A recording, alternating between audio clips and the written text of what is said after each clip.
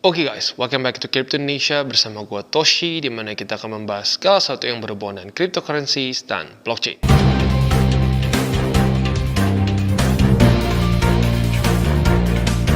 Oke, jadi pada hari ini guys, kita akan membahas mengenai altcoin season. Ya, Sato udah ngomong ke gue berapa kali, waduh ini harus bikin nih mengenai altcoin season. Karena udah banyak sekali yang kena lah kasarnya ya, kena harapan palsu dari para dukun kripto, begitu, yang menyatakan bahwa altcoin season akan terjadi. Ada yang bilang di akhir tahun, ada yang bilang di awal tahun 2025.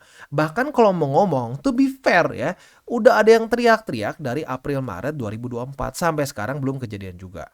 Nah, kenapa salah semua itu para dukun ya? Nah, kemungkinan besar kenapa? Karena mereka pikir altcoin season itu datang dengan orasi, dengan deklarasi. Kalau lu mau merdeka itu mungkin bisa ya, kayak dulu Soekarno gitu ya, founding father Indonesia tuh, dia tuh deklarasi kemerdekaan Indonesia, itu oke, boleh ya. Tapi masalahnya kalau altcoin season itu datangnya bukan pakai begituan, bukan pakai orasi, bukan pakai pidato, dia datang pakai liquidity. Nah, kita akan coba bahas secara fakta, data, dan statistiknya. Apa yang kita perlukan untuk terjadi altcoin season, begitu ya. Nah, tetapi sebelum kita masuk ke sana, seperti biasa gue akan disclaimer dulu bahwa semua konten dari TCI bukanlah financial advice. Ini semua bentuknya adalah edukasi ya. Dan segmen ini is brought to you by Ajaib Alpha. Lebih stabil, lebih lengkap, lebih baik. Ya, nanti di bagian belakang kita akan coba jelaskan mengenai apa saja yang menarik di Ajaib Alpha ya, dan juga bagaimana cara untuk makainya ya. Nah, tetapi sebelum kita masuk ke sana, kita akan balik dulu ke menu utama kita, yaitu mengenai apa? Ya, mengenai altcoin season ya. Oke, langsung aja kita mulai. Jadi, kesalahan pertama yang sering kali orang lakukan di market untuk berurusan dengan altcoin season adalah mereka pikir ini harus tunggu berapa hari setelah halving maka akan pasti terjadi altcoin season. Faktanya tidak seperti itu. Kita bisa lihat di sini ya. Ada di halving ketiga dan kedua ya. Untuk halving pertama kita nggak ada data gitu ya. Datanya ya terlalu flat altcoins tuh ya. Jadi bagi orang yang nggak tahu, altcoin season itu it's a thing di zaman 2017. Sisanya nggak ada pattern spesifik gimana begitu ya. Nah, kalau kita ngomongin soal waktu, ini halving kedua, dari halving kedua sampai ke kapitulasi BTCD itu butuh sekitar 150 harian ya. Sementara dari halving ketiga ke kapitulasi dari BTCD itu butuh waktu berapa lama nih? Kita coba cek ya. Dia butuh waktu sekitar 240 harian. Begitu. Jadi nggak ada pattern harus berapa hari setelah halving jadi altcoin season. Itu menurut gue, satu, nggak ada patternnya, dan kedua, bukan itu intinya. Ya, jadi bagi lo yang ngerasa bahwa, oh bang, ini harus altcoin season soalnya udah lewat berapa hari. Itu nggak ada. Itu nggak ada, sekali lagi, datanya yang menunjukkan seperti itu. Jadi buat lo yang berpikir, oh ini harus nunggu berapa hari, itu salah ya. Nah, seperti yang lu sudah tahu, kita sudah pernah bahas berkali-kali, yang actually matters adalah liquidity. Begitu. Dan kalau kita ngomongin liquidity, suka nggak suka, yang harus kita bahas adalah apa? Yang harus kita bahas adalah balance sheet dan interest rate. Begitu. Ya, interest rate penting, tapi kalau mau dibilang sekarang arguably lebih penting adalah balance sheet. Begitu. Kalau kita di sini interest rate udah turun, ya lumayan lah di sini ya. Tapi balance sheet belum naik-naik. Begitu. Jadi sebenarnya patternnya di sini ya. Patternnya tuh di masalah balance sheet naik atau enggak. Nah, kalau kita di sini ya, kita jangan percaya gua deh, percaya data aja ya. Kita lihat kapan BTCD mulai kehilangan momentum ya. Kita bisa lihat sangat tepat sekali setelah balance sheet mulai naik. Lihat, bukan gue yang ngomong, data nih, data yang ngomong. Balance sheet mulai naik, apa yang terjadi? Pelan-pelan melemah, sempat ada fake out yang cukup besar, bikin sport jantung, tapi akhirnya kapitulasi. Gitu. Ya, jadi sekali lagi ya, altcoin season itu datang bukan karena orasi, bukan karena yang ngomong karismatik begitu ya, atau apapun itu, bukan ya. Altcoins datang karena ada liquidity. Interest rate di bawah, balance sheet makin naik. Begitu ya. Dan kalau mau ngomong to be fair, ada dua jenis lah ya, ada dua jenis altcoin season. Which is ya, tapi jujurnya yang pertama ini gue nggak terlalu bisa bilang akan ngulang lagi. Karena apa? Ini memang masa-masa di mana altcoins itu mulai boom. Begitu. Dan kalau kita di sini, datanya pun menunjukkan bahwa balance sheet ini flat, nggak dalam keadaan turun. Begitu. Tapi ya sekali lagi, kapan lagi BTC bakal 99% gitu BTC dominance, which is menurut gue nggak akan keulang. Gitu. Jadi ini satu pattern yang gue nggak yakin bisa terulang lagi seperti di cycle-cycle selanjutnya. Begitu. Jadi yang kita punya adalah ya di sini. Nah, yang kita punya Ini menunjukkan bahwa balance sheet kita tuh masih terus turun, sama seperti di masa-masa ini. Masa-masa 2018 sampai 2019 pertengahan, gitu. Kita masih dalam masa-masa ini. Nah, sebelum terjadi peningkatan, ya susah untuk mendapatkan altcoin season. Udah, sesimpel itu sebenarnya, ya. Nah, tapi ya suka nggak suka, memang enak kan jualan altcoin season ya. Wah, ini bentar lagi lu bakal kaya nih kalau beli begini ya. Dengan cara lu ikutan ikutan kelas gua gitu. Ikutan VIP gua. Nanti gua kasih tahu, gua spill nih mana yang bakal ngepam ya. Tahunya nggak jadi, nggak ngepam-ngepam. Begitu ya. Kenapa nggak ngepam-ngepam? Ya bukan gimana ya. Ya masalahnya lu tuh kayak memaksakan orang gini. Lu kayak lu tuh kayak ditanya gini nih, ini istri lu belum hamil, belum ada apa-apa ya, tapi ditanya kapan keluar anaknya, ya nggak tahu, ini aja belum hamil, mana gue tahu bakal jadi keluar kapan. Nah gitu. Tapi lucunya di market sekarang banyak sekali para dukun kripto ini yang kayak tahu ini orang belum, ini orang baru nikah nih ya, belum tahu udah hamil atau enggak, tapi dia udah prediksi berapa bulan lagi akan brojol. Gimana caranya gitu loh. Ya tapi that's the fact, market seperti itu ya. Tapi pilihan kita mau kenal lagi atau enggak, begitu ya. Nah, selain dari itu gimana solusinya lah ya. Mungkin banyak orang tertarik, oke bang ya udah misalkan udah hancur nih kemarin salah ya, sekarang solusinya gimana ya. Solusinya adalah yang pertama, rasionya jangan berantakan, 60-40 atau 70-30. Jadi mayoritasnya harus di BTC gitu. Dengan seperti itu resiko yang lo ambil akan lebih terukur. Jangan sampai semua porto lo isinya alts, isinya meme semua. Nah kalau seperti itu ya minusnya bisa gede. Rata-rata yang bukan komplain lah, yang curhat ke gua dan Sato, yang ancur-ancuran adalah ya semuanya memes, semuanya alts. Begitu, dan altsnya pun biasanya nggak tahu apa itu, gua nggak pernah dengar altsnya. Jadi itu yang pertama, kesalahan terbesarnya, dan cara untuk memperbaikinya adalah punya rasio yang tepat, 60-40, 70-30. Antara itu pilih, mau 70-30 atau 60-40. Udah, itu yang pertama. Yang kedua adalah tetap DCA. Lu nggak guna rasio sesuai gitu ya, 60-40, 70-30, tapi nggak lu DCA. Jadi lu cuma DCA waktu turun dikit nih. Setelah ngepam, wah, ayo semangat DCA. Wah, oke, beli 1 2. Aduh, lo kok turun lagi. Ah udah deh, gua puasa dulu. Ntar aja. Katanya ada yang bilang sampai 69.000, ada yang bilang 63.000 bahkan dukun kemarin ya. Ternyata apa? Nggak sampai, cuma berhenti di sini naik lagi. Nah, terus gimana?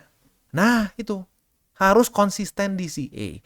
Nah, DCA-nya di mana? Lu boleh pertimbangkan atau lakukan di Ajaib Alpha. Kenapa di Ajaib Alpha? Karena di Ajaib Alpha yang paling pertama, yang paling penting adalah dia itu sudah legal. Jadi sudah terdaftar dan diawasi oleh OJK ya. Ini by the way mulai bergeser ya dari Bapepti jadi bergeser ke OJK. Itu yang penting ya. Kenapa penting? Karena urusan perpajakannya beres, nggak usah ribet lagi. Begitu. Itu yang pertama.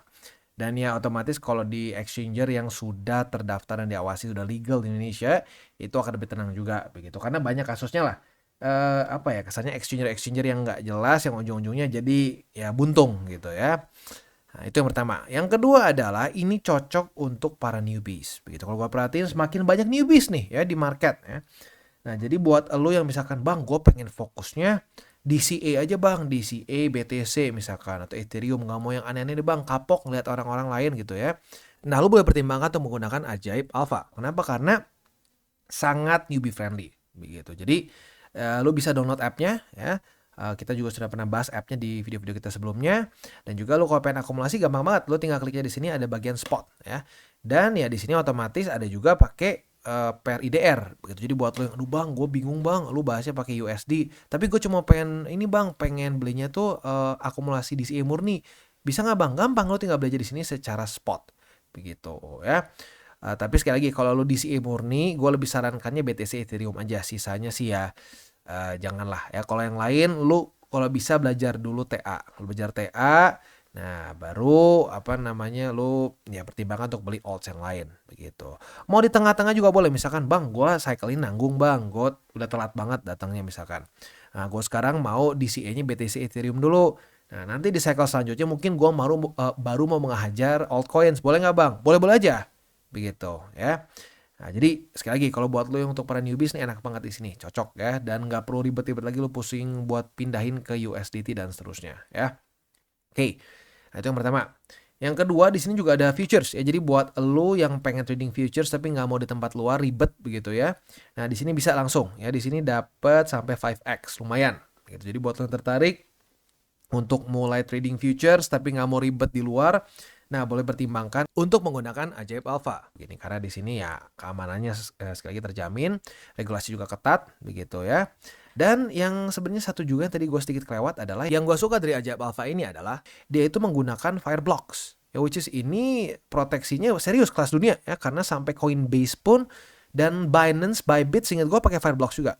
Begitu. Jadi secara security, walaupun ini kesannya kan banyak orang yang menganggap wah sebelah mata nih exchanger lokal, tapi nggak main-main nih, dia secara security-nya dijaga oleh Fireblocks, begitu, which is good ya. Nah, selain di situ juga di sini ada beberapa fitur. Jadi misalkan lu sudah beli nih, lu sudah akumulasi berbagai macam kripto. Nah, jangan lupa ada juga di sini fitur untuk lu earning, begitu ya. Oh sorry, bukan di sini. Di bagian sorry, di earn ya, di kripto bagian earn. Nah, bagian earn ini lo bisa mendapatkan bunga lah kasarnya atau yield dari aset yang sudah lo beli. Begitu. Misalkan lo beli Solana, Ethereum, USDT gitu ya. Nah, lo bisa disetorkan ke bagian earn ini, lalu ya lo bisa dapatkan bunga dari aset yang sudah lo beli. Nah, ini banyak orang yang nggak tahu gitu. Apalagi untuk para newbies, cuma beli aja tapi nggak dimasukin ke earn. Nah, di sini ada. Bahkan ada simulasinya juga. Misalkan ya, USDT. Lo masukin berapa? $100 gitu ya. Nah, di sini dalam setahun lo akan mendapatkan bunga 3,9. Wah, Bang, kecil ya. Iya, kalau lo kecil, kalau lo masukin 10.000 ya lumayan. Begitu. Jadi tergantung ya, baik lagi semuanya persentase sih, begitu. Jadi ya intinya berarti kalau kita ngomong USDT juga kasarnya lo lagi nunggu nih. Lo lagi nunggu untuk akumulasi, USDT lo pun bisa disuruh kerja dulu. Begitu, asik kan? Nah, ini semua enak karena apa ya? Karena sudah secara otomatis juga untuk urusan perpajakannya nanti udah diatur. Begitu. Jadi nggak perlu ribet lah gitu kasarnya ya. Lagi nunggu akumulasi pun bisa tetap mendapatkan yield ya. Mantap. Oke, itu kurang lebih. Terus juga OTC ini untuk para sultan nih ya. Karena sekali trade minimum 750 juta begitu. Tapi ya keuntungannya apa? Bisa mendapatkan trade yang lebih bagus bahkan ya. Liquidity lebih dalam. Lalu juga di sini flexible settlement ya, bisa pakai IDR, bisa pakai USD dan juga multiple asset yang available begitu. Jadi ya balik lagi lah ya, para sultan pasti ada keuntungannya juga begitu. Nah, buat lo yang para sultan dan merasa mungkin lo trade biasa seperti retail tuh kurang enak, nah boleh pertimbangkan untuk menggunakan OTC dari Ajaib Crypto begitu ya. Nah, selanjutnya kalau kita lihat juga di sini ya, sebenarnya ada juga saham AS ya, tapi ya baik lagi lah itu kalau mau coba silakan ya, tapi kalau kita lebih fokusnya ke kripto ya. Jadi ya overall seperti itu, futures juga ada, kripto juga ada.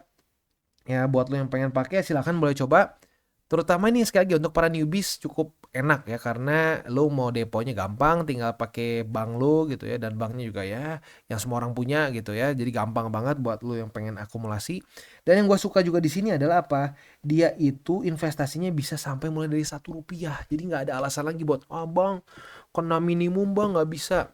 Masa nggak punya ₹1 ya? Pasti bisa. Gitu. Jadi kasarnya tuh ya bisa dibilang ya kayak nggak ada minimum investment ya, bisa lu investasi di berapapun lah begitu kasarnya ya.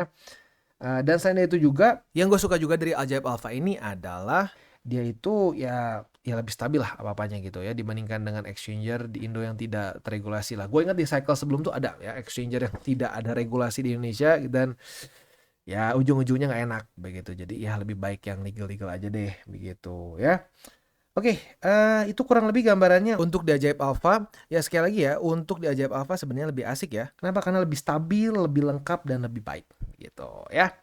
Oke, kita balik lagi ke altcoin season. Jadi seperti yang gue sudah katakan dari depan ya, jangan deh kita gampang terlena, tergoda oleh apa? Oleh ya janji-janji manis ya.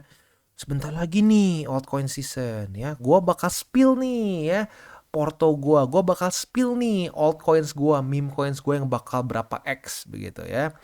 Ya udah berapa kali, udah terlalu sering gue dan Sato mendapatkan mendapatkan curhatan. Wah bang, gila lah bang, gue dibilang bakal begini begitu, ujung-ujungnya nggak sesuai harapan. Udah tinggal bubar begitu ya.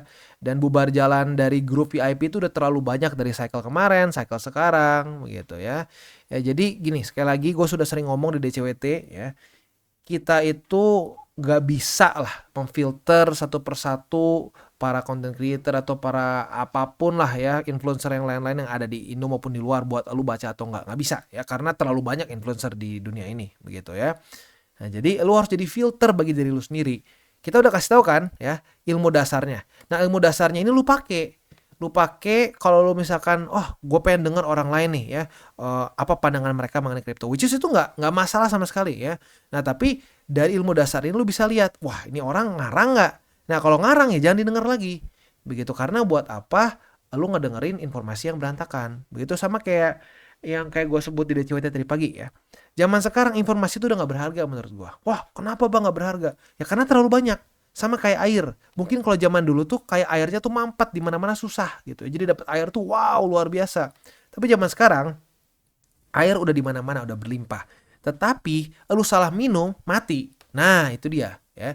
Jadi kita harus menjadi filter bagi diri kita sendiri. Kita filter mana informasi yang berguna, mana yang tidak berguna. Begitu yang sampah. Nah, yang sampah itu jangan kita konsumsi. Kita konsumsi sakit.